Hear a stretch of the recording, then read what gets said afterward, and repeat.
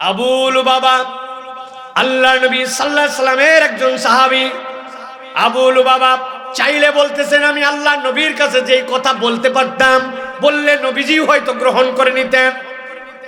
কিন্তু আবু লুবাবা বললেন, ওই সময় আমার থেকে ভালো হেলথ কন্ডিশনে, আমার থেকে বেশি সম্পদের কন্ডিশনে কেউ ছিল না।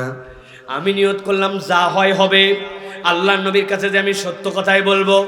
আবু লুবাবা আল্লাহ নবীর কাছে যাওয়ার পরে নবী বললেন, তুমি কেন যাও নাই? বলি, ইয়া রাসূলুল্লাহ, ইয়া হাবিবাল্লাহ, সত্যি কথা বলতে কি শয়তানের ধোকায় পড়ে আমি যাই নাই, আমার না যাওয়ার মতো কোনো কারণ ছিল না। আল্লাহ নবী ঘোষণা দিয়ে দেন, তাদের সাথে কোনো কথা নাই, বার্তা নাই, কোনো লোক তাদের সাথে কথা বলবে না। আবু লুবাবা অনুতপ্ত হয়ে গেলেন, আল্লাহর কাছে ক্ষমা চাইতে শুরু করলেন। একদিন দুই দিন করে চান, মক্কার লোকেরা তার সাথে কথা বলে না। তিনি বলতেছেন আমার আপন চাচাতো ভাইরা পর্যন্ত আমার সাথে কথা বলে না। আল্লাহ নবী বলছেন এদের সাথে কোনো কথা নাই, মুনাফিকদের ব্যাপার আল্লাহর প্রতি আল্লাহ ছেড়ে দিয়েছেন। কিন্তু আবু লুবাবা নাসর বান্দা নিজেকে একটা দড়ি নিয়ে আসলেন। দড়ি নিয়ে আসার পরে মদিনায় মসজিদে নববীর খজুরের গাছের খুঁটি ছিল যেইগুলা, ওই খুঁটিগুলার একটার সাথে নিজেকে বেঁধে দিলেন। বেঁধে দিয়ে কোনো দিকে যান না, নামাজের ওয়াক্ত হলে নামাজ পড়েন, আবার নামাজের ওয়াক্ত শেষ হলে আবার এসে নিজেকে খুঁটির সাথে বাঁধে দিয়ে রাখেন, আর পাগলের মতো আল্লাহর কাছে মাপ চান। আল্লাহ আমার ভুল হয়ে গেছে রব্বুল আলামিন, তুমি আমাকে মাফ করে দাও।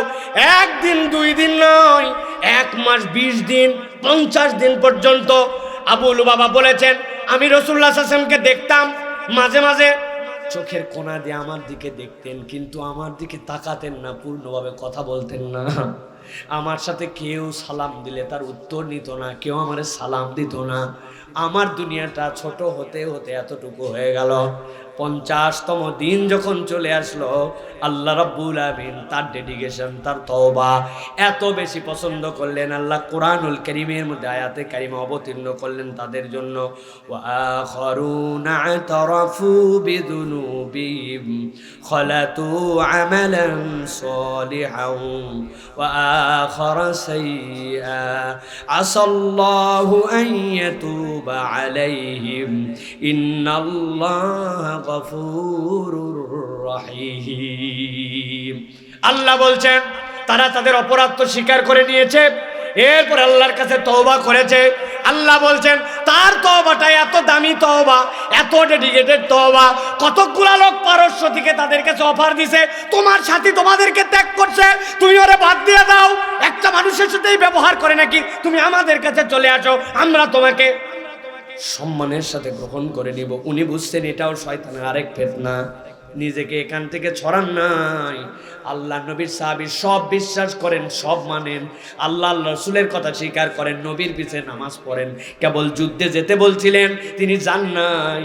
এইটুকুর কারণে আল্লাহর কাছে যে তওবা করেছেন, আল্লাহ তওবা কবুলের আয়াত অবতীর্ণ করে নিজের পরিচয় দিয়েছেন, ইন্নাল্লাহা গফুরুর রহিম। আল্লাহ বলছেন ওই আল্লাহ কেবল বান্দাকে একটু দেখতে চান, বান্দা যেন আন্তরিকভাবে আল্লাহর কাছে ক্ষমা চায়, কিন্তু আল্লাহর কাছে ক্ষমা চাওয়ার মতো আমাদের সময় নাই, ঠিক কি না? আল্লাহ রাব্বুল আলামিন তার প্রিয় হাবিব সাল্লাল্লাহু আলাইহি ওয়াসাল্লামকে বলছেন, ও আমার হাবিব, আপনি বলে দেন আপনার মাধ্যম দিয়ে আমার বান্দার কাছে এই বার্তাটা পৌঁছায় দিতে চাই। আল্লাহ রাব্বুল আলামিন নবীর প্রতি ওহী করতেছেন, জানা আয়াত কিন্তু ভালো করে গভীরে ঢুকি চলেন। আল্লাহ বলতেছেন কুল ইয়া ইবাদিয়াল্লাযীনা আসরাফু, ও আমার বান্দারা, তোমরা যারা নিজেরা নিজেদের প্রতি বাড়াবাড়ি করেছ, নিজেদের উপরে তোমরা যারা অতিরিক্ত করে ফেলছো, আল্লাহ যে পর্যন্ত তোমাকে বাউন্ডারি ওয়াল দিয়েছিলেন, তুমি আল্লাহর বাউন্ডারি না মেনে বাউন্ডারি ওয়াল টপকায় গেছো। আল্লাহ বলছেন আল্লাযীনা আসরাফু আলা আনফুসিহিম, যারা নিজের নফসের উপরে বাড়াবাড়ি করে ফেলেছো, শুনে রাখো, আল্লাহ রাব্বুল আমিনের পক্ষ থেকে তোমাদের কাছে একটা বার্তা যাচ্ছে, লা তাকনাতু মির রাহমাতিল্লাহ। খবরদার তোমরা আল্লাহ রাব্বুল আলামিনের রহমত থেকে যেন নিরাশ হইও না। আল্লাহ বলছেন, ইন্নাল্লাহা ইয়াগফিরুয যুনুবা জামিআ। বান্দা তোর গুনাহ কত, তোর যত গুনাহ সব গুনাহ যিনি ক্ষমা করার যোগ্যতা রাখেন তিনি হচ্ছেন তোর জন্য তোর রাজ্জাক রব, তিনি হচ্ছেন তোর জন্য আল্লাহ। সুবহানাল্লাহ।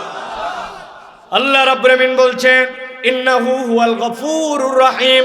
তার অনেক পরিচয় আছে, কিন্তু তিনি তোমার কাছে যে পরিচয় দিয়া তোমার কাছে তোমার গুনাহ মাফের জন্য গ্যারান্টার হচ্ছেন, সেটি হচ্ছে তিনি তোমার জন্য গফুর, তিনি তোমার জন্য রহিম। আল্লাহ আয়াতে কারিমার মধ্যে বলছেন, এখন আল্লাহ রাব্বুল আলামিন বান্দাকে মাফ করে দিবেন, বান্দার বাড়াবাড়ি ক্ষমা করে দিবেন, বান্দার কাছে গফুর হিসাবে হাজির হবেন, বান্দার কাছে রহিম হিসাবে হাজির হবেন। কিন্তু এটার মুদ্দাটা কোন পর্যন্ত সুযোগটা থাকবে? আল্লাহ বলছে, নবী আপনি জানাই দেন, ওয়া আনিবু ইলা রাব্বিকুম, তুমি তোমার রবের কাছে ফেরত আসো, ওয়া আসলিমু লাহু, তার কাছে সারেন্ডার করে দাও, মিন ক্বাবলি আন ইয়াতিয়াকুম, তোমাদের কাছে পৌঁছানোর আগে। কি পৌঁছানোর আগে? আল আযাব, এমন আযাব যেটা আল্লাহ রাব্বুল আমিন তোমাকে দিবেন। এর ব্যাখ্যার প্রথম পরিচয় হচ্ছে, ওই আযাবের প্রথমটা হচ্ছে বিনা তওবায়, বিনা ঈমানে কেউ যদি মৃত্যুর মুখোমুখি হয়ে যায়, মালাকুল মউত যদি তার কাছে হাজির হয়ে যায়, তার কাছে হাসর নাসর কিয়ামত, কবর তো অনেক দূরের কথা, ওই মৃত্যুটাই তার জন্য আযাব হয়ে যাবে। আল্লাহ এই জন্য বলছেন, মিন ক্বাবলি আন ইয়াতিয়াকুমুল আযাব সুম্মা লা তুনসারুন। একবার যদি আল্লাহর কাছে আত্মসমর্পণ করে তুই যদি আল্লাহর কাছে তওবা করে না যেতে পারিস, তোর মৃত্যু কাছাকাছি চলে আসলে এরপরে আর কেউ তোকে সহযোগিতা করতে পারবে না। আল্লাহু আকবার। এই আয়াতে কারিমা দুইয়ের মধ্যে আমরা যেটা বুঝি সেটা হচ্ছে, আল্লাহ বান্দাকে ক্ষমা করে দিতেই চান, আল্লাহ বান্দাকে মাফ করে দিতেই চান। আল্লাহ কোনো বান্দাকে এই জন্য সৃষ্টি করেন নাই যে এই বান্দারে আমি জাহান্নামে ঢুকাবো, ঢুকালে আল্লাহর বিরাট আনন্দ, নাউজুবিল্লাহ। আল্লাহ এই জন্য আল্লাহ বান্দাকে সৃষ্টি করেন নাই। তাহলে আল্লাহ বান্দাকে মাফ করে দিতে চান, কিন্তু আমাদের যেটা সমস্যা সেটা হচ্ছে, আচ্ছা আল্লাহ তো মাফ করতে চান, কিন্তু আল্লাহর কাছে মাফ নেওয়ার জন্য তো একটা উপায় লাগবে। এই যে ভাই আমার ওয়াজ রেকর্ডিং করতেছে, তাই না ভাই? এখন উনি যদি মোবাইল এটা রেকর্ড হয়, এটা একটা উপায়, এটা একটা মাধ্যম। ক্যামেরা রেকর্ড করতেছে, এটাও একটা মাধ্যম। আবার আপনার আমার মেমোরি মাথার মধ্যে ঢুকায় নিচ্ছে, এটা একটা মাধ্যম। তাহলে কেউ একজন বলছে, এই তুই ওয়াজ যে মনে রাখছিস কিভাবে? কয় ভাই সব কথা মনে থাকে না, এই জন্য মোবাইলে একবারে রেকর্ড করে নিছি, এটা একটা মাধ্যম, ঠিক কিনা? কয় আমার মোবাইল ছিল না, আবার মাথাতেও রাখতে পারি না, ইউটিউবওয়ালারা আসছিল, চ্যানেলের নাম মুখস্থ রাখছি যে ওদের ক্যামেরায় রেকর্ড আছে। আরেকজন বলছে ভাই যদ্দূর পারছি তদ্দূর, মোটামুটি ভাষা হলেও আমি আমার মাথার মধ্যে ঢুকাই দিয়েছি। তার মানে আপনার মনে রাখার উপায় মোবাইল, মনে রাখার উপায় ক্যামেরা, মনে রাখার উপায় আপনি ডাইরেক্ট যদ্দূর পারছেন, এইগুলো সব আপনার মনে রাখার, মেমোরাইজ করার উপায়, ঠিক কি না? আমি এর থেকে ভালো করে আপনাকে বোঝানোর যোগ্যতা রাখি না। প্রিয় ভাইয়েরা, আল্লাহ বলছেন আল্লাহ তো ক্ষমা তোরে করবেন, কিন্তু ক্ষমা লাভেরও তো কতকগুলা উপায় এবং পদ্ধতি আছে, ঠিক কিনা? এখন আমরা যদি বলেন তো ভাই ক্ষমা লাভের উপায় কি, আমরা এলো পাথারি বলবো, যার যেটা মন আসছে সে সেটা বলবে। কিন্তু কোরআন এবং হাদিসের আলোকে যেই বান্দাদের গুনাহ আছে তাদের জন্য, এখন আমাদের যদি কারো গুনাহ না থাকে তার তো এই ওয়াজে থাকারই দরকার নাই। কিন্তু আমাদের যাদের গুনাহ আছে, আল্লাহ ছোটবেলার গুনাহ, বড়বেলার গুনাহ, জানা গুনাহ, অজানা গুনাহ, চোখের গুনাহ, কানের গুনাহ, আইল খেলার গুনাহ, মিথ্যা কথা বলার গুনাহ, গীবতের গুনাহ, লেপের নিচের গুনাহ, মোবাইল দেখার গুনাহ, বাথরুমের গুনাহ আছে না নাই? পেছনে কথা বলার গুনাহ, এমন গুনাহ যেই গুনাহ মনেও নেই। ওয়া ইন্নাসিনা আও আখতানা। একদিন না আপনি ছোটবেলায় প্রাইভেট পড়তে যাচ্ছিলেন অথবা সাইকেল মারে যাচ্ছিলেন, যাইতে যাতে সকালবেলা দেখছেন এক বাড়ির মধ্যে থেকে বাপ রে বাপ এত বড় বড় বড়ই ঝুলে আসে, সাথে সাথে সাইকেলেতে নামছে, পেছনে তাকায় দেখছেন না লাইন মতো কেউ নাই, যতদূর দেখা যায় সামনে। এরপরে দেখে ফস করে ঢেল তুলে মারি দিছে, হর করে বড়ই পড়ছে, সবগুলা নাই বাইসে বাসে 5-7টা তুলছে, একটা মুখে দিয়ে সাইকেল নিয়ে চলে গেছে। মনেই নাই এই গুনাহ করছে, এখন এত বড় দাড়িওয়ালা 2বার উমরা করা শেষ। এরকম লোক আছে না নাই? আছে বাবা, আছে। আল্লাহ এই জন্যই কোরআনে বলছেন এমন গুনাহ করছো তোমার মনেই নাই যে এই গুনাহ আমি করছি। এরকম গুনাহ যাদের আছে আল্লাহ বলছেন তাদের ক্ষমা লাভ করারও উপায় আছে, কিন্তু সেটা আল্লাহ এবং আল্লাহ রাসূলের পদ্ধতি অনুযায়ী। অনেক পদ্ধতির কথা বলা আছে। আজকে আপনাদের ধৈর্যের আলোকে আমি সংক্ষিপ্তভাবে কোরআন এবং হাদিসের আলোকে ক্ষমা লাভের সর্বনিম্ন উপায় 5টা, এই 5টা বিষয়ে 25 মিনিট আপনাদের কাছে বলতে চাই। রাজি আছেন আপনারা? কোরআন এবং হাদিসের আলোকে তাহলে সর্বনিম্ন ক্ষমা লাভের উপায় কয়টা? হয় নাই, সবগুলা মুখ খুলে কথা বলতে হবে ভাই। ঝাড়া দেন, বহুত দিন ওয়াজ শুনছেন আপনারা, ঝাড়া দেওয়া সারা। এবার এসে বসে গেলেন তো বসে গেলেন না, ক্লাসের মধ্যে শরীক হন আপনারা। সর্বনিম্ন উপায় কয়টা? হাতগুলা রেডি করেন, এরকম করে ডান হাত চাচাই, ডান হাত। আমি যেই বলবো কয়টা, শার্ট করে হাত তুলে দেখাই দিবেন 5টা। পারবেন না? হ্যাঁ, একসাথে বলেন কয়টা? সব হাত ওঠে নাই, আরেকবার সুযোগ দিলাম, সোজা করেন একবারে হাত। কয়টা? কয়টা? মাশাআল্লাহ। কেন এই হাত তুলালাম জানেন ভাই? ওয়াজ আমাদের অনেক হচ্ছে আলহামদুলিল্লাহ, কিন্তু দুঃখজনক হচ্ছে আমাদের অধিকাংশ ওয়াজ বাড়িতে যায় না। আমরা মাঠের ওয়াজ মাঠে রেখে দিয়ে চলে যাই, ঠিক না ভাই? আজকে যেটা শুনবো আগামীকালকের থেকে এই যে আপনাদের বাচ্চাদের সংগঠন হিলফুল ফুজুল, যারা কষ্ট করে এই মাহফিল আয়োজন করছে, দুয়ারে দুয়ারে আপনাদের কাছে গিয়েছে, ভালো কাজ তারা করতে চায়, কল্যাণময় একটা সমাজ তারা বানাতে চায়, তারা আপনাদের কলিজার টুকরা। এরা চাইলে সামনে মেলা করতে পারত, এরা চাইলে অন্যায় কাজের সাথে জড়িত হতে পারত, কিন্তু এরা কোরআনের তাফসীর আয়োজন করতেছে। এদের জন্য আপনাদের দোয়া করা উচিত, ঠিক না? যেই কাজ আপনি আমি করতে পারি নাই সেই কাজ এই বাচ্চারা করছে, আলহামদুলিল্লাহ বলেন। এদের বাপ মারা গর্বিত, এদের ভাইয়েরা গর্বিত। আপনি ভাতিজা হিসেবে ওদেরকে মাথায় হাত দিয়ে দোয়া করবেন যে বাবা ভালো কাজ কর, আমরা তোমার সাথে আছি, ঠিক কিনা? উল্টা কতগুলা ক্লিক দেওয়ার লোক আছে, এরা ভালো কাজ করে আর পিছন থেকে কয় কোন বাবা কারা যে অনেক চালাচ্ছে, আছে না? মানে উনি ভালো কিছু দেখতে পায় না, উনি খালি বেকাটা দেখে, আছে কিনা? 1 নম্বরের একদম বদমাইশ মার্কা লোক। আল্লাহ এদেরকে হেদায়েত দান করুন। তবে তোমরা ভয় করবে না, এইগুলা লোকের পরনিন্দাকে কখনো পরোয়া করবে না। এইগুলা লোকের কথায় কিচ্ছু যায় আসে না, ওদের সামনে যায় ডাইরেক্ট দাঁড়ায় যাবে। মাহফিলের আয় এত, মাহফিলের ব্যয় এত, এই কাজ আমরা করছি, স্বচ্ছ হিসাব আছে। কথা যদি বলেন কাগজ নিয়ে কথা বলেন, কি জিজ্ঞাসা আছে এবার বলেন, দেখবে আমি তো বলে কইনি, আমি কই না আন্দাজে, তখন দেখবে আর কথা বলতে পারবে না, ঠিক কিনা? সত্যের একটা পাওয়ার আছে, কখনো তোমরা ভয় করবে না। কে বললো না বললো, যে কাজ করে সেই সিনিয়র, কোনো সিনিয়র চিনি না, কাজ করে যে সেই সিনিয়র, ঠিক কিনা? ছোট্ট একটু বাচ্চা, ও হাতে পায় না, ও মাহফিলের পোস্টার লাগাইছে, আর একজন বুড়া ধাড়ি 5 ফিট 7 ইঞ্চি পাশে দাঁড়ায় থেকে দেখছে, ও হাতও একবার লাগায় নাই। ও কাজের লোক না, যেটা ছোট্ট বাচ্চা লাগাইছে ওইটাই কাজের লোক, ওইটাই সিনিয়র, ঠিক কিনা? খবরদার কাউরে গুনবে না, ভালো কাজ করতে হবে, সকলকে সাথে নিয়ে চলতে হবে। রাজি তো ইনশাআল্লাহ? আল্লাহ যেন তৌফিক দান করে, বলেন আল্লাহুম্মা আমিন। প্রিয় ভাইয়েরা, তাহলে ক্ষমা লাভের সর্বনিম্ন উপায় কয়টা? জাস্ট আমরা একদম আলোচনায় ঢুকে গেলাম, আমরা সংক্ষিপ্ত সময় শুনবো এবং আমরা চলে যাব ইনশাআল্লাহ। 1 নম্বরে ক্ষমা লাভের উপায় হচ্ছে ঈমান এবং নেক আমল। আল্লাহ রাব্বুল আলামিন বলছেন ওয়াদাল্লাহুল্লাযীনা আমানু, আল্লাহ রাব্বুল আলামিন ওয়াদা করতেছেন তাদের সাথে যারা ঈমান এনেছে, ওয়া আমিলুস সলিহাত, ঈমান এনে বসে থাকে না, ঈমানের সাথে নেক কাজ করেছে। আল্লাহ বলছেন আমি রব, আমি তোমার সাথে ওয়াদা করতেছি, ইমানদার ভালো করে বোঝো, কথার ওয়েটটা বোঝো, দামটা বোঝো। দুনিয়াতে একজন মানুষ আর একজন মানুষের সাথে ওয়াদা করে, ঠিক কিনা? 200 টাকা হাওলাত দে, আগামী শনিবার যদি না দেই তাহলে আমি এক বাপের বেটা না, আছে না? ওই শনিবার যে কত শনিবার পার হলো, আর ওই যে কত বাপের বেটা নিজে ঘোষিত হলো, এরকম মরদ আছে না নাই? ও ভাই এইটা তো গেলই গেল, এর থেকেও বড় আছে। আপনার ছেলে আপনাকে বলছে, আব্বা বাজার থেকে আসার সময় আমার জন্য একটা চিপস আনবেন, একটা ললিপপ। বলছো অবশ্যই। বাজার টাজার সব করে 2 হাত ভরা, বাড়ির ভিতরে ঢুকে গেছে বাজার নিয়ে।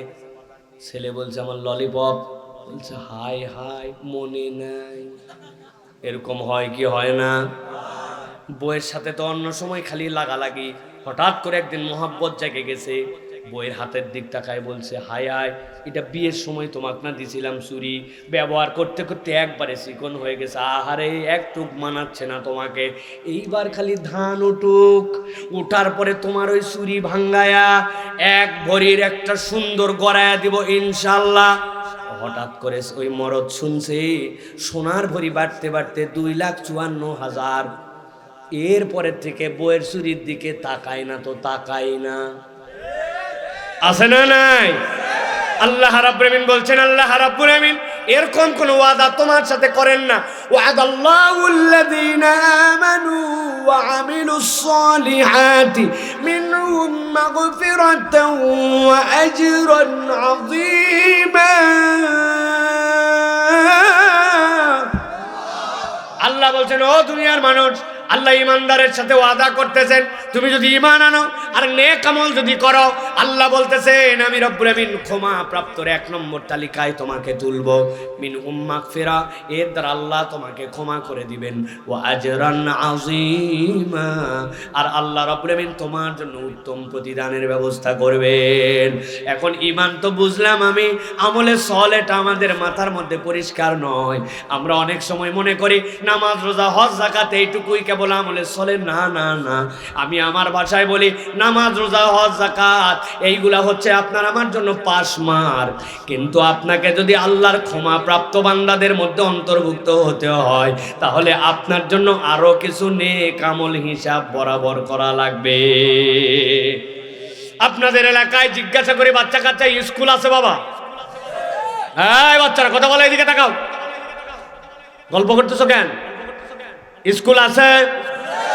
বলেন তো স্কুলে ঢোকার কি কোনো টাইম আছে না নাই? স্কুলের কি কোনো পোশাক আছে না নাই? স্কুলের কি পাস মার্ক আছে না? যে নম্বর পাক সেই নম্বরে পাস মার্ক আছে, ঠিক কিনা? এখন আপনার এলাকার এক্সেলের ঘুম ভাঙ্গে না, আবার বাপেরও টাকা পয়সা অনেক। ওই বলছে কিসের 8:30 স্কুলে, আমি যখন যাব তখনই কথা হবে। বলছে যাদের জামা কাপড় নাই তারা সাদা শার্ট আর কালো প্যান্ট। আল্লাহ আমার বাপের যথেষ্ট দিছে, কোনোদিন পাঞ্জাবি, কোনোদিন ফতুয়া, কোনোদিন লাল শার্ট, কোনোদিন সাদা শার্ট। যার নাই সে ড্রেস পরবে, আমার আছে যেদিন যেটা চলবে। পাইছে পরীক্ষায় 20, কিন্তু এই বলছে 20 পাইছি তাই তো বেশি, অতি আমার পাস দেওয়া লাগবে, চলবে? আপনি যদি এটা বুঝে নেন তাহলে আপনি এটাও বুঝে নেন, ইসলাম যদি একটা স্কুল হয়, ইসলাম যদি আপনার জন্য একটা প্রতিষ্ঠান হয়, ইনস্টিটিউট হয়, তাহলে তারও কিছু নিয়ম কানুন আছে। আপনার নামাজ নাই, আপনি আবার কিসের মুসলমান? আপনার রোজা নাই, কিসের মুসলমান? হজ ফরজ হয়েছে, আপনি অজুহাত দিয়ে হজ করেন না, কিসের মুসলমান আপনি? আপনার তো এইগুলা ন্যূনতম পাস মার্ক, এইটা না থাকলে তো আপনি পাসই করবেন না, ঠিক না? জিজ্ঞাসা করছেন নামাজ পড়ো না কেন? মন চাই না তাই পড়ি নাই, কথা বললে তো হবে না। এই দুনিয়াতে 3 শ্রেণীর লোক নামাজ পড়ে না। কয় শ্রেণী? 1 নম্বরে মরা মানুষ। মরা মানুষ নামাজ পড়ে, মুখস্থ করো ভালো করে, জিজ্ঞাসা করবো কিন্তু আবার। 1 নম্বর কারা? যারা মরা। বলে 1 নম্বর কারা? মরা মানুষ নামাজ পড়ে, উল্টা তার জানাজা আমাদের পড়া লাগে, ঠিক কিনা? 2 নম্বরে নামাজ পড়ে না পাগল অথবা অজ্ঞান, ঠিক কিনা?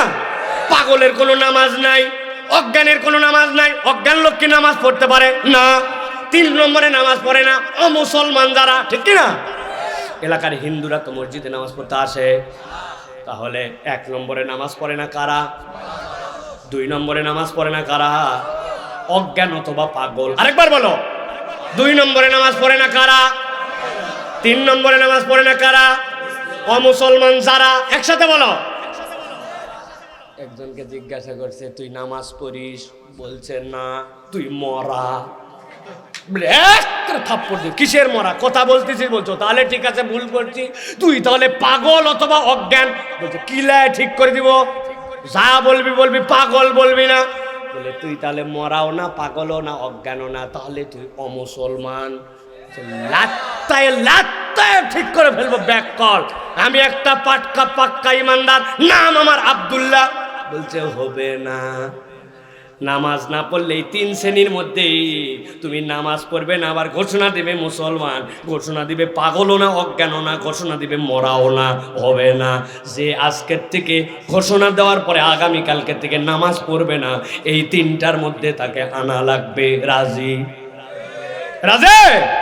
ডাইরেক্ট জিজ্ঞাসা করতে হবে, মরা, অজ্ঞান অথবা পাগল, অমুসলমান, তুই তাহলে এই 3টার মধ্যে নেই, তাহলে নামাজ পড়িস না কেন? ঠিক আছে তো?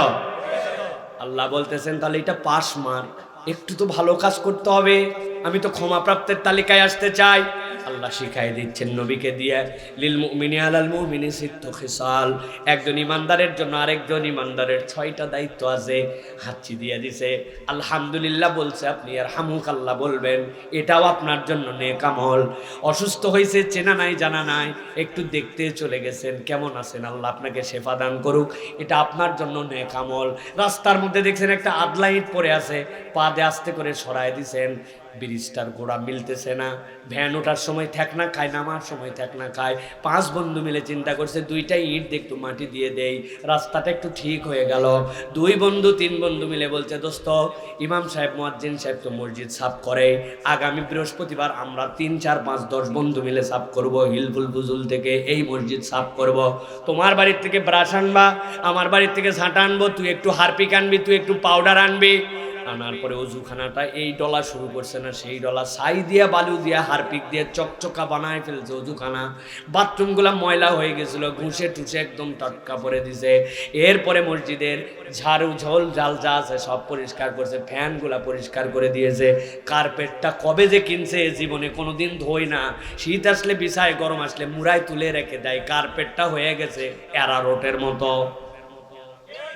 10 বন্ধু মিলে নামাইছে, চল পুকুরের মধ্যে নামাইছে, সুন্দর করে ডলে ডলে ধুইছে, ধুয়ে ধুয়ে মসজিদটা ঝকঝকে বানাই দিছে। দোস্ত, 2টা আলো যদি মসজিদে দেওয়া হয়, মসজিদটা আরো সুন্দর হবে। এখন কি সুন্দর LED বাল্ব আছে, আমাদের মসজিদটা ঝকঝক করে না। তুই 20 টাকা, আমি 50 টাকা, এরকম করে দিয়ে 500 টাকা দিয়ে একটা বাল্ব কিনে নিয়ে এসে লাগাই দিছি।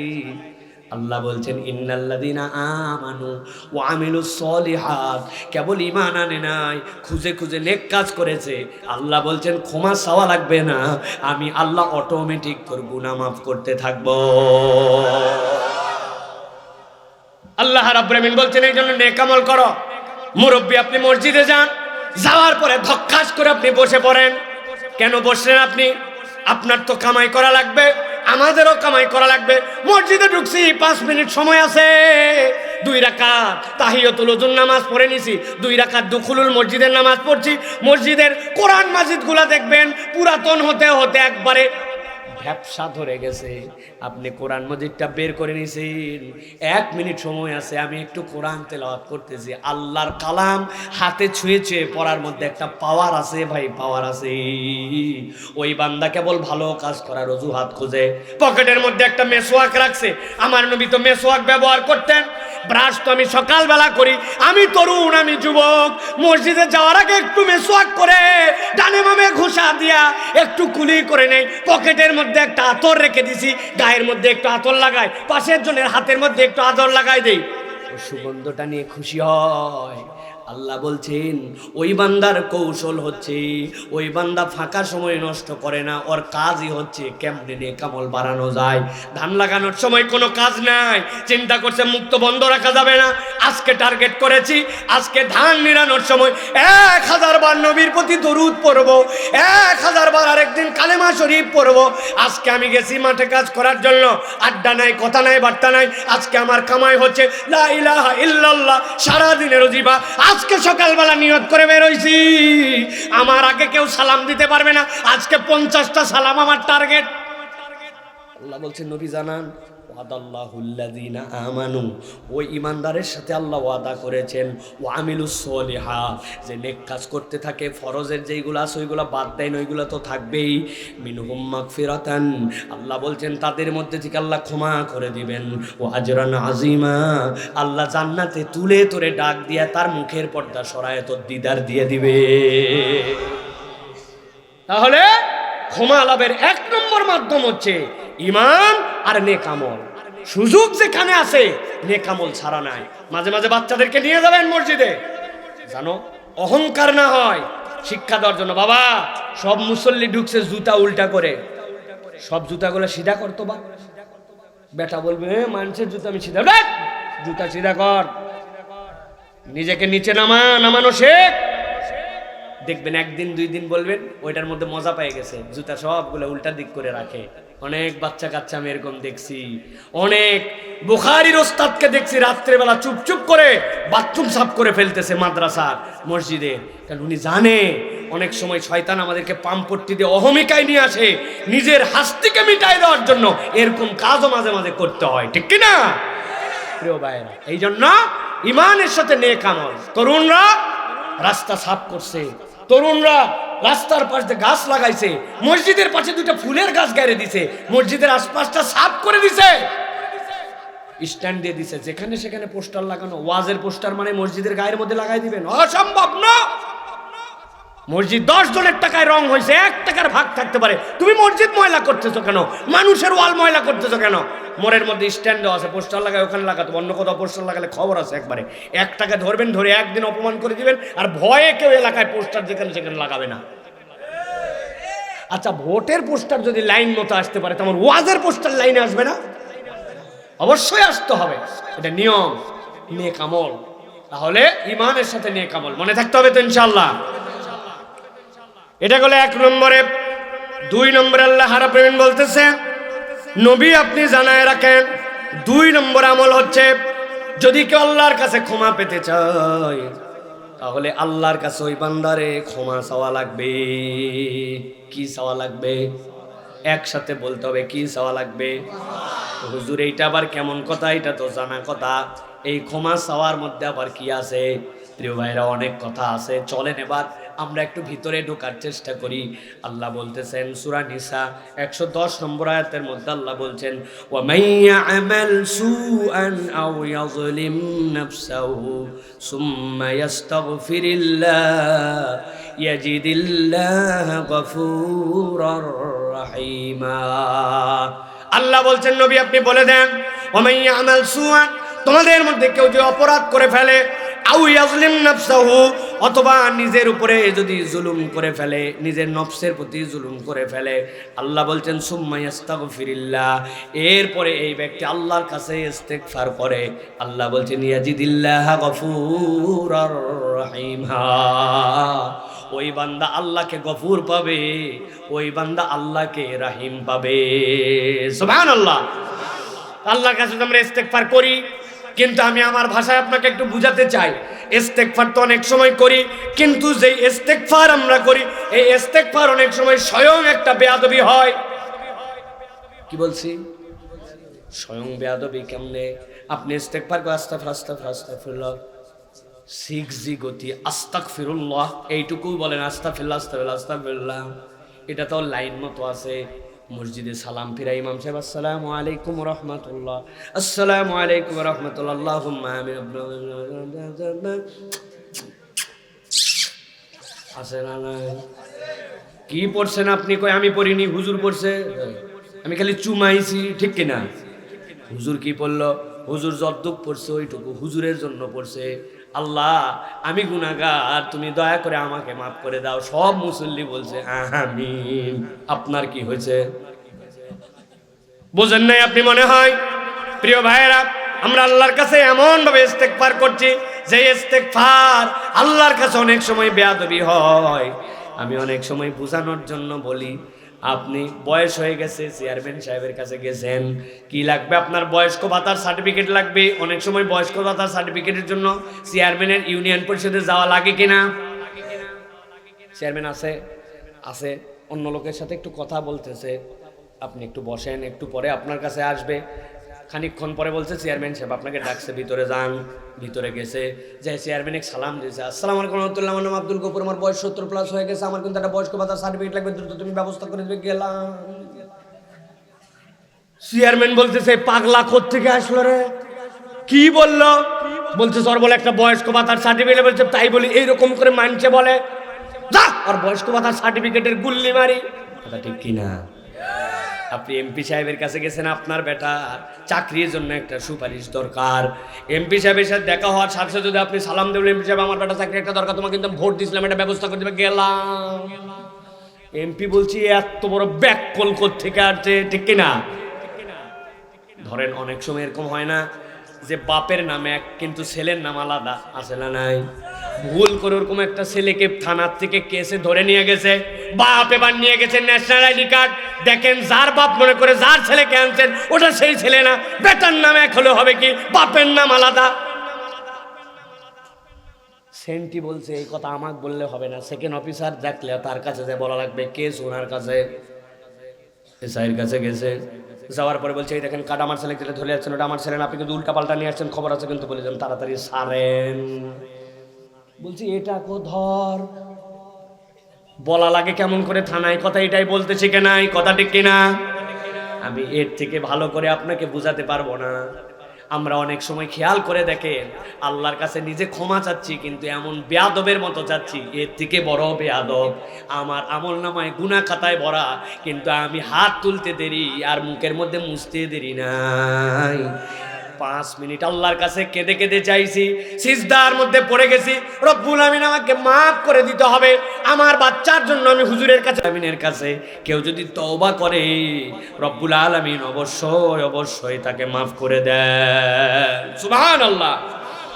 তাবুকের যুদ্ধ, বিখ্যাত যুদ্ধ ইসলামের, তাবুকের যুদ্ধ হয়ে গেল, কিন্তু যুদ্ধের ময়দানে যাওয়ার আগে আবহাওয়ার অবস্থা এত খারাপ, এমন গরম, এমন রোদ, এমন ভয়াবহ পরিবেশ। আল্লাহর নবী ডাক দিলেন, অনেক মুনাফিকরা অজুহাত দিল, আমার ক্ষেতের মধ্যে এই কাজ, আমার শরীরটা খারাপ, আমার এটা দরকার ওটা দরকার, এরকম করে নানান জন নানান কথা বলল। আল্লাহ নবী তাদেরকে বাদ দিয়ে দিলেন, সবাই তবুকের অভিযানে চলে গেল। ইসলামের তবুকের যুদ্ধে বিজয় হয়ে গেল।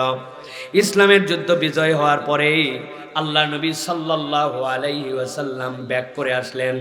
আসার পরে এবার ওই মুনাফিকরা আসতে শুরু করলো, ইয়া রাসূলুল্লাহ আমার এই কারণে তো আমি যেতে পারি নাই, আমার এই অবস্থা ছিল, এই জন্য যাই না। আল্লাহ নবী সকলেরটা গ্রহণ করেছেন, ঠিক আছে ঠিক আছে ঠিক আছে, আচ্ছা ওকে ওকে ওকে। আবু লুবাবা আল্লাহ নবী সাল্লাল্লাহু আলাইহি সাল্লামের একজন সাহাবী। আবু লুবাবা চাইলে বলতেছেন আমি আল্লাহ নবীর কাছে যেই কথা বলতে পারতাম, বললে নবীজি হয়তো গ্রহণ করে নিতেন, কিন্তু আবু লুবাবা বললেন ওই সময় আমার থেকে ভালো হেলথ কন্ডিশনে, আমার থেকে বেশি সম্পদের কন্ডিশনে কেউ ছিল না। আমি নিয়ত করলাম যা হয় হবে, আল্লাহ নবীর কাছে যে আমি সত্য কথাই বলবো। আবু লুবাবা আল্লাহ নবীর কাছে যাওয়ার পরে নবী বললেন তুমি কেন যাও নাই? বলি ইয়া রাসূলুল্লাহ, ইয়া হাবিবাল্লাহ, সত্যি কথা বলতে কি শয়তানের ধোকায় পড়ে আমি যাই নাই, আমার না যাওয়ার মতো কোনো কারণ ছিল না। আল্লাহ নবী ঘোষণা দিয়ে দেন তাদের সাথে কোনো কথা নাই, বার্তা নাই, কোনো লোক তাদের সাথে কথা বলবে না। আবু লুবাবা অনুতপ্ত হয়ে গেলেন, আল্লাহর কাছে ক্ষমা চাইতে শুরু করলেন। একদিন 2 দিন করে চান, মক্কার লোকেরা তার সাথে কথা বলে না। তিনি বলতেছেন আমার আপন চাচাতো ভাইরা পর্যন্ত আমার সাথে কথা বলে না। আল্লাহ নবী বলছেন এদের সাথে কোনো কথা নাই, মুনাফিকদের ব্যাপার আল্লাহর প্রতি আল্লাহ ছেড়ে দিয়েছেন। আবু লুবাবা নাসর বান্দা নিজেকে একটা দড়ি নিয়ে আসলেন। দড়ি নিয়ে আসার পরে মদিনায় মসজিদে নববীর খজুরের গাছের খুঁটি ছিল যেইগুলা, ওই খুঁটিগুলার একটার সাথে নিজেকে বেঁধে দিলেন। বেঁধে দিয়ে কোনো দিকে যান না, নামাজের ওয়াক্ত হলে নামাজ পড়েন, আবার নামাজের ওয়াক্ত শেষ হলে আবার এসে নিজেকে খুঁটির সাথে বাঁধে দিয়ে রাখেন, আর পাগলের মতো আল্লাহর কাছে মাপ চান। আল্লাহ আমার ভুল হয়ে গেছে, রব্বুল আলামিন তুমি আমাকে মাফ করে দাও। 1 দিন 2 দিন নয়, 1 মাস 20 দিন 50 দিন পর্যন্ত আবু লুবাবা বলেছেন আমি রাসূলুল্লাহ সাল্লাল্লাহু আলাইহি ওয়াসাল্লামকে দেখতাম, মাঝে মাঝে চোখের কোণা দিয়ে আমার দিকে দেখতেন, কিন্তু আমার দিকে তাকাতেন না, পূর্ণভাবে কথা বলতেন না। আমার সাথে কেউ সালাম দিলে তার উত্তর নিত না, কেউ আমারে সালাম দিত না। আমার দুনিয়াটা ছোট হতে হতে এতটুকু হয়ে গেল।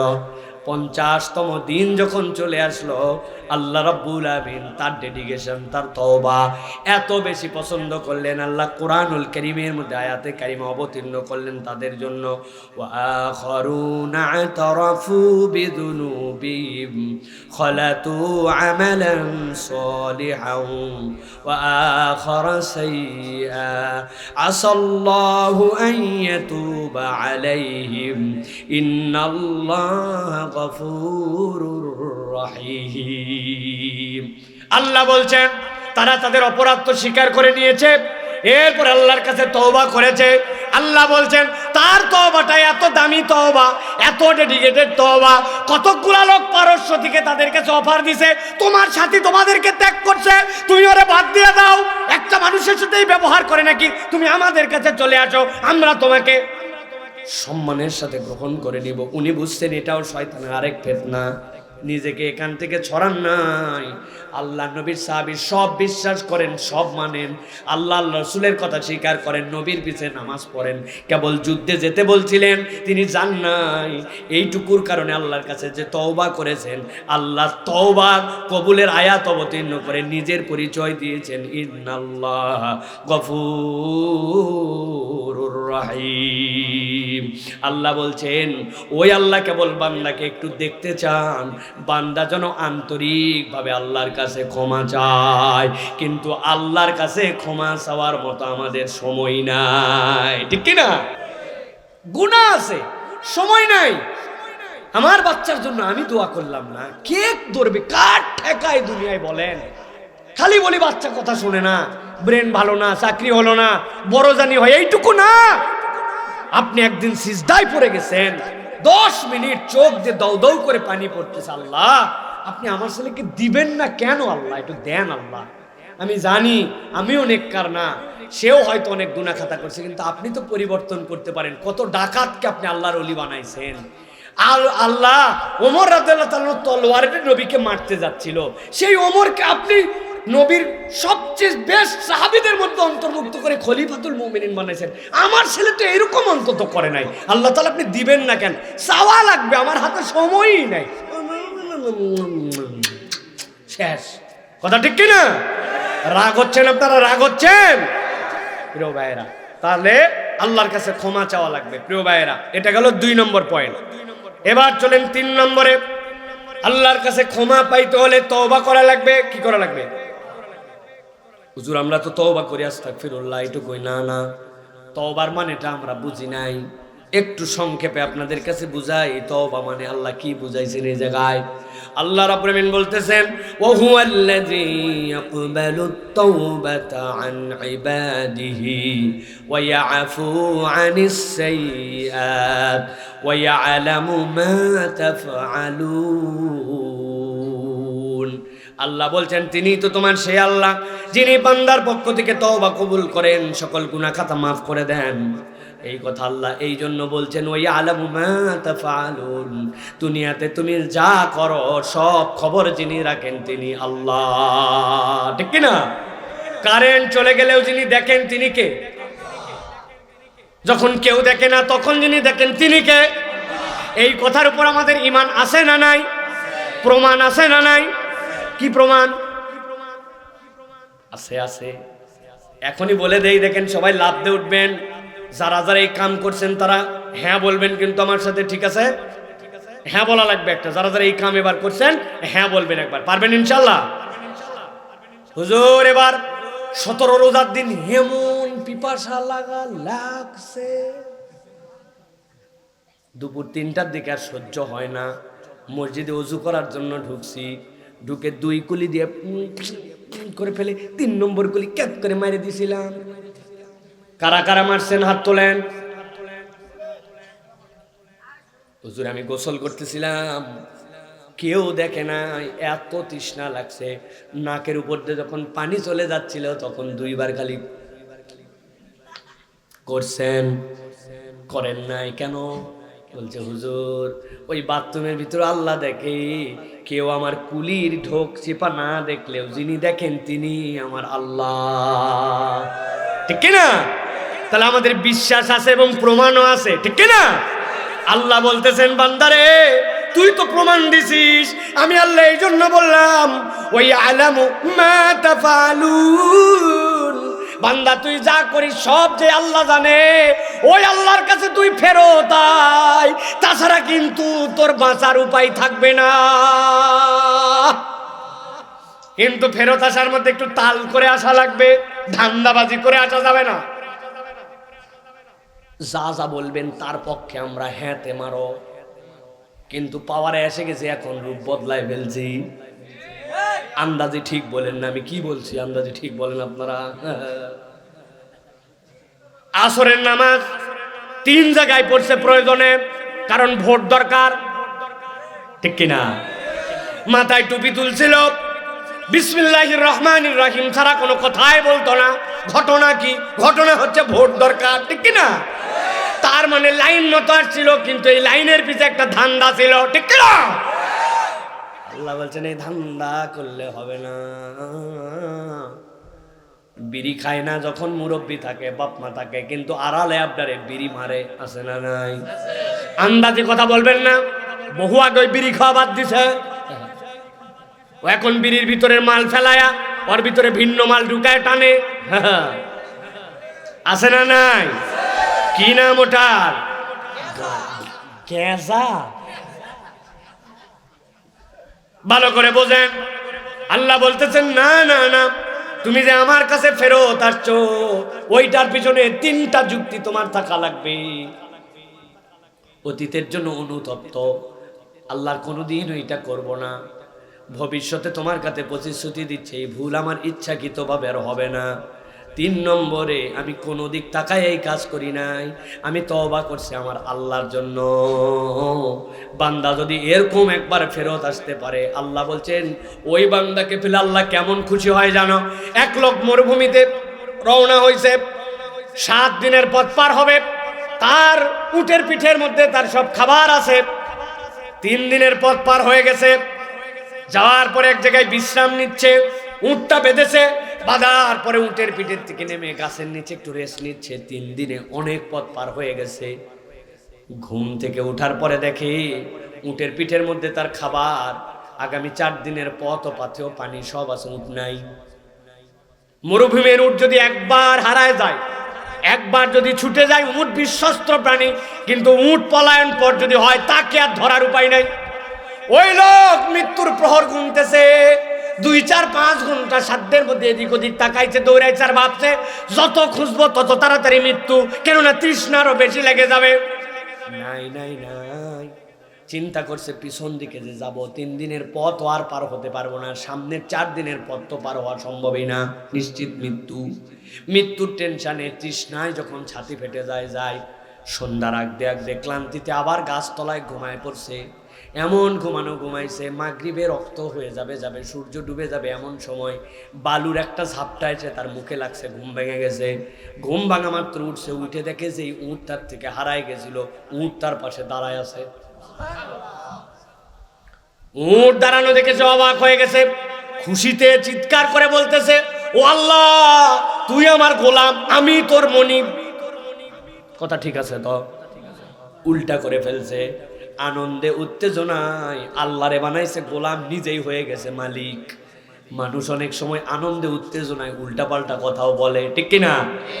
আল্লাহ বলতেছেন নবী আপনি জানাই দিয়ে রাখেন, হারানো উটের মালিক হারানো উট পাওয়ার পরে যত না খুশি হয়, সে বুঝছে উট পায় নাই, নিজের জীবন পেয়ে গেছে।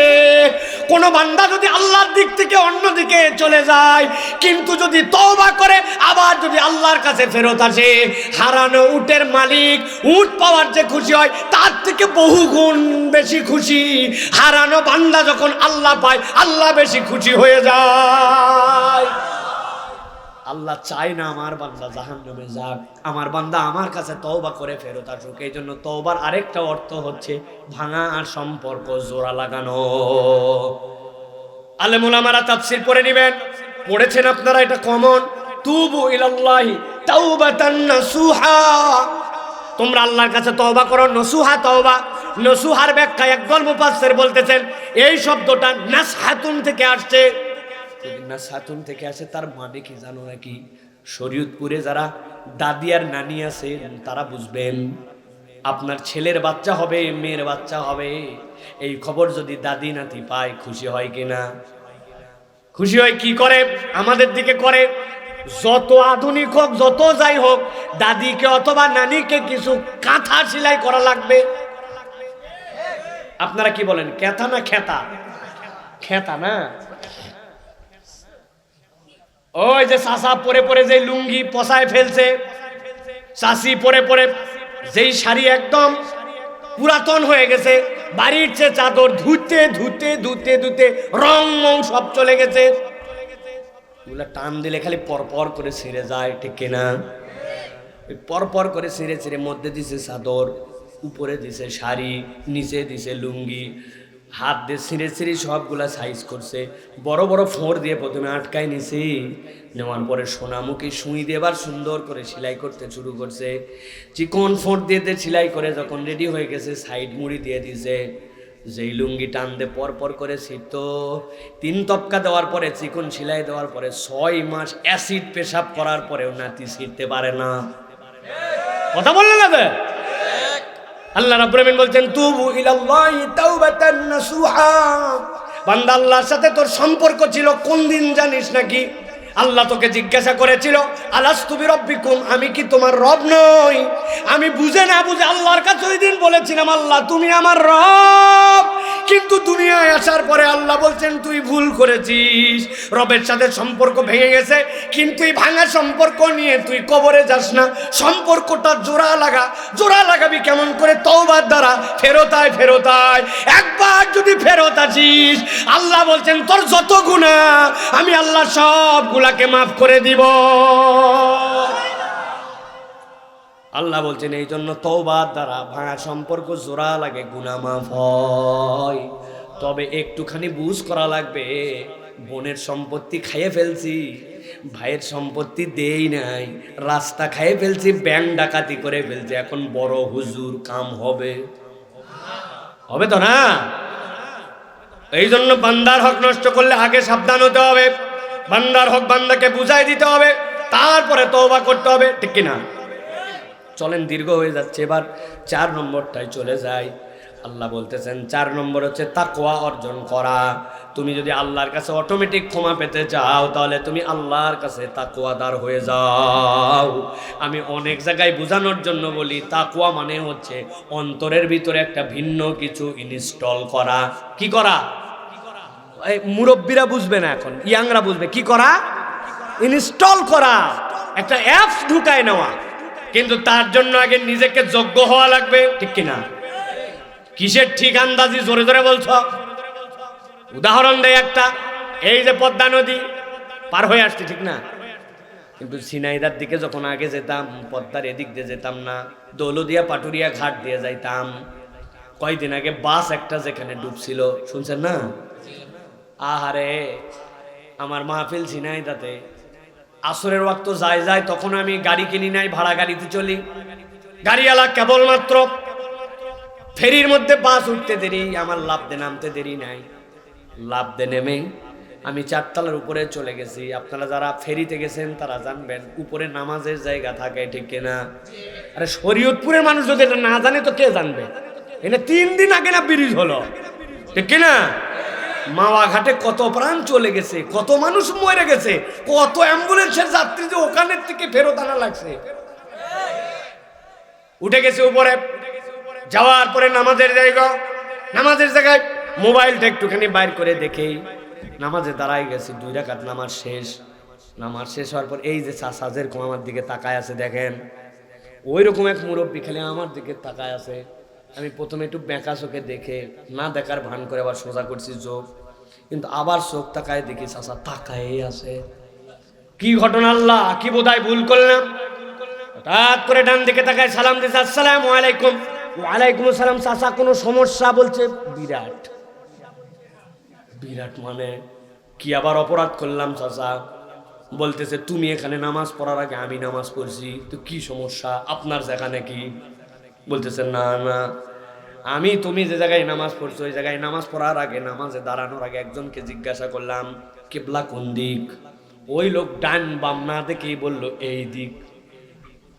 মনে মনে সন্দেহ হলো, কিবলা এই দিক হলেও হতে পারে, তবে আরেকজনের কাছে শুনি। আরেকজনের বললাম কেবলা কোন দিক, বলে এই দিক। আরে 5 সেকেন্ডের মধ্যে কেবলা এই দিক থেকে দিক যায় কেমনে? সন্দেহ বেঁধে গেল। ভেতরে কাঁচের ভিতরে দেখি সারেং, জাহাজ চালায় যেটা, ঠোকা দিলাম, দিয়ে বললাম কথা তো শোনা যায় না। বুঝালাম নামাজ পড়বো কেবলা কোনটা, উনি হাত দিয়ে দেখাই দিল এইটা। সুন্দর করে বুঝলাম কেবলা এই সোজা। অবাক হয়ে গেলাম, এদিক আর এদিকের মধ্যে কেবলা, অথচ লোক আমাকে ভুল বুঝাইছে। 2 রাকাত নামাজ পড়ছি, কিন্তু নামাজ শেষ করে তো আরো অবাক হলাম। তুমি আসলে কোনো জিজ্ঞাসা নাই, কিচ্ছু নাই, ঘ্যাসাং করে যেদিকে আমাকে বলে দিয়েছিল ওই দিকেই দাঁড়ায় 2 রাকাত নামাজ পড়ে ফেললে। তুমি কি জাহাজের লোক? না চাচা, আমি ফেরির লোক না, আমি আপনার মতোই মুসাফির।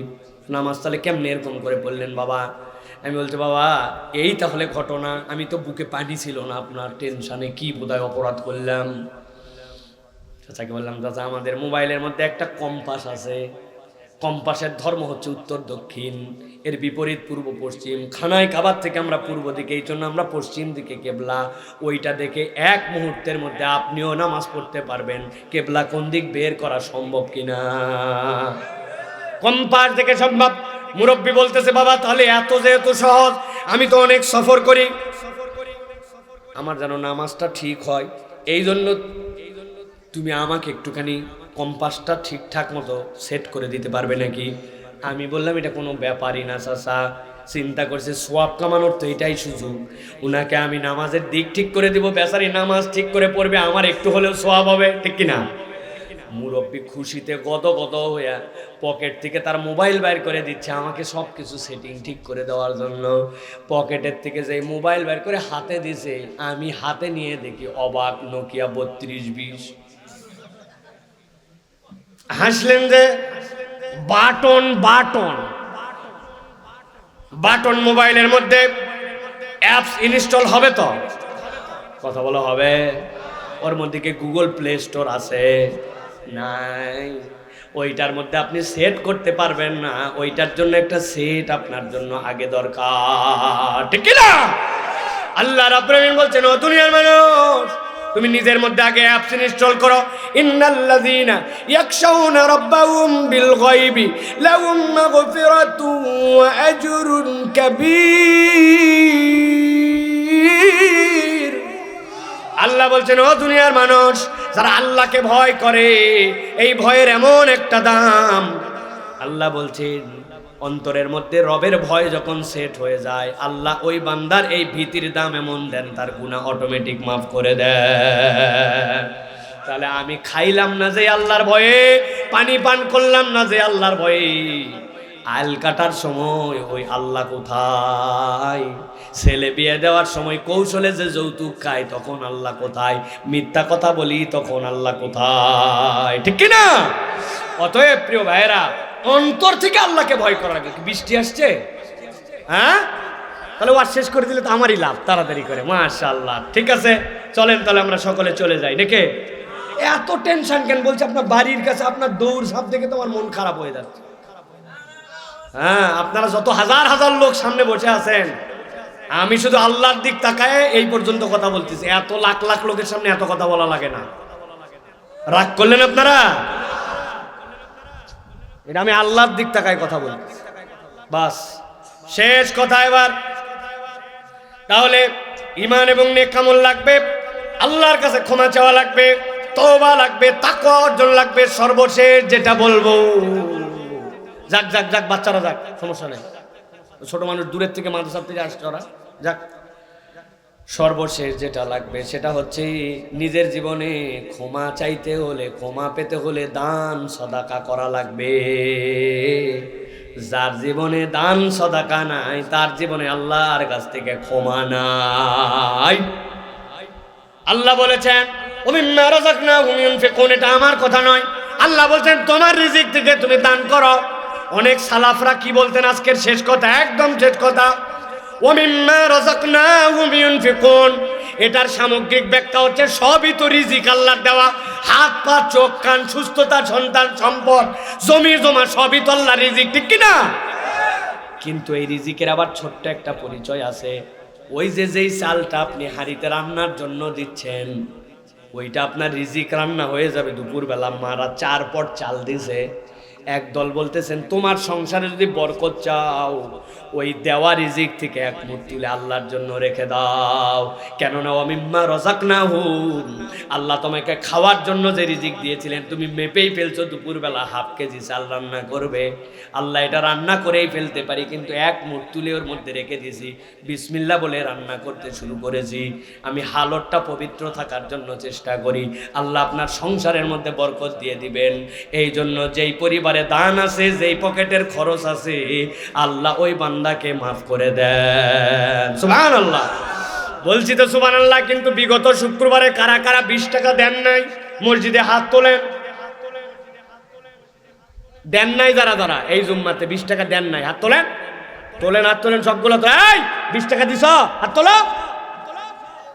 হ্যাঁ, হাত নামান, লজ্জা দেওয়ার জন্য বলি নাই। বলেন তো ভাই, এই বাচ্চারা, এই যে এই যুবক, ওর বন্ধু আসছে ডামুড্ডা থেকে এই জায়গায় চায়ের দোকানে চা খাইছে, ওই একটা বিস্কুট খাইছে, বিল আসছে 25 টাকা 22 টাকা। দোস্ত পকেটের মধ্যে মানি ব্যাগ বের করে দিবে, বলছে তুই আমার এলাকায় আসছিস, খবরদার মানি ব্যাগে হাত দিবি না। বলছে অনেকদিন পর তোর সাথে দেখা হয়েছে, তুই হাত দিবি না, তুই দিবি না, তুই দিবি না, ধাক্কা ধাক্কি আছে না নাই? দোকানদার বলছে 2 জনই দেন। ওই সময় উনি স্টুডেন্ট হয় না, ওই সময় 20 টাকা খরচ হয়। মুরব্বি পান খেয়ে ফেললে, চা খেয়ে ফেললে, জামা আয়রন করে ফেললে খরচ হয়ে যায়। অথচ সপ্তাহ শেষে মসজিদের দান বাক্স যায়, বাপ রে বাপ, দান বাক্স ঠেলার পাওয়ার দেখলে অবাক। ঠাস ঠাস ঠাস ঠাস ঠাস ঠাস, আরে গতি কি! কোথায় আপনি দান করলেন? তাহলে আপনি 8 দিনে যদি 20 টাকা দিতে না পারেন তাহলে আপনি কেমন মুসলমান? কথা ঠিক কিনা? এত অভাব আপনার পড়ে নাই? আপনি 20 টাকা 8 দিনে দান করলে ফকির হবেন না, কিন্তু পকেট থেকে টাকা বের হয় না, বগলের মধ্যে টাকা থুতে থুতে গন্ধ করে ফেলছে, তাও টাকা বাড়াচ্ছে না। আল্লাহ বলছেন তুমি যদি আল্লাহর কাছে ক্ষমা পেতে চাও তাহলে আল্লাহর জন্য দান সাদাকা করো। অনেক কথা ছিল, আজকে আর বললাম না এগুলা কথা। তার একটা কথা, নবীজি সর্বনিম্ন থেকে সর্ববেশিটা দান করা দেখাই দিয়ে গেছেন। আপনার আমার নবী গরিব ছিলেন না, হালত নবীর গরিব ছিল। নবী এমন দান করছেন পৃথিবীর কেউ এরকম দান করতে পারবে না। সুবহানাল্লাহ বলেন। অতএব আমাদেরকে আল্লাহর জন্য খরচ করার মন মানসিকতা রাখতে হবে, ক্ষমা পাওয়ার জন্য। রাজি আছি ইনশাআল্লাহ? আল্লাহ যেন আমাদেরকে তৌফিক দান করেন। লোকজনই তো যে অবস্থায় এগুলো ছাড়িয়ে দিয়ে একটা অপমানই হন কিনা না, রুমালকে বক্সই দিয়ে দেন, ভিতরে দিয়ে দেন, যার মন চাই দেয় দেখ, না দেয় না দেখ, দেন ভিতরে দেন, ভিতরে দেন। কিন্তু দান সাদাকার অভ্যাস থাকতে হবে। আজকের এই 10-20 টাকার কারবার এটা না, হাজার হাজার টাকার কারবার। এটাতে আপনার অংশগ্রহণ করা দরকার।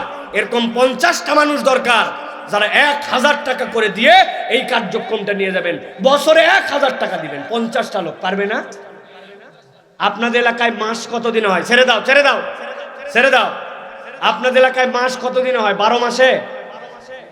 বছর কি 12 মাসে? 12 মাসে যদি বছর হয় তাহলে আপনার মাসে 100 টাকাও পড়ে না, 80-90 টাকা করে একটা মাহফিল হবে, হেল্পফুল ফজলের ছেলেরা করবে, যা চাওয়া লাগবে না, আমি একজন দাতা সদস্য হয়ে গেলাম। সম্ভব কিনা এরকম? পারবেন না? ইনশাআল্লাহ সম্ভব।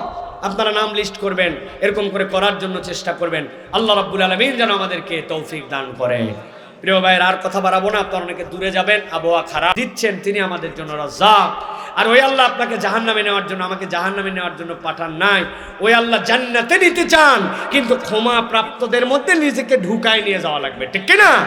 ক্ষমা প্রাপ্তির সর্বনিম্ন কারণ কয়টা বলেছি? 5টা। কয়টা? ঈমান এবং নেক আমল, ইস্তেগফার, তওবা, এরপরে বলেছি তাকওয়া, তারপরে বলেছি দান সাদাকা। মনে থাকবে তো ইনশাআল্লাহ? আল্লাহ আমাদেরকে কবুল করেন, আল্লাহ আমাদের আশা বসাকে কবুল করেন। আজকের আয়োজনকে আল্লাহ রাব্বুল আলামিন যেন কবুল করে নেন।